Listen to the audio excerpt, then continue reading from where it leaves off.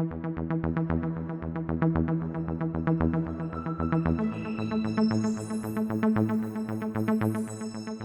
is a live document which defines the objective, the functionality, and the success metric of a product.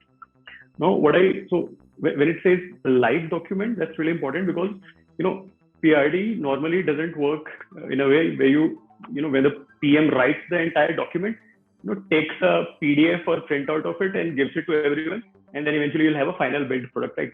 That's not how it's supposed to work.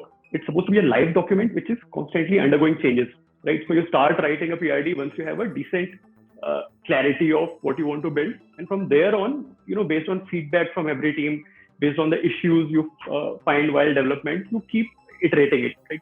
It should always be up to date because your product, by the time it goes live, is very different from what you planned initially, right? Because of the things you encounter while in that journey of development. So actually, a few more things about PRD. And suppose you guys are either third or fourth week of this course, so everyone knows what PRD is and what it's supposed to do. But a couple of things about PRD is, one, it's optional, right? PRD is optional. And if you find that shocking, the other truth is even product manager is optional. There could be companies, there are companies, I know some of them, who build products without product managers because business has some idea of what they want. They can convey that idea to the designer. He can build something and the developer can write the code for it, right? When PM could be optional, PRD is definitely optional because there are many companies, and I have seen products in different teams within the companies I have worked. Sometimes a product gets built without a PRD. So the important takeaway is that a PM or a PRD is useful only if it adds value, right? If you're just going to write what business has told you, you can do without a PRD. And similarly, if you're doing that, the company can do without you. So a PM and PRD is only as important as the value it's adding in addition to what everyone else knows about the requirement, right? It's also very easy to keep doing it wrong for a very long time.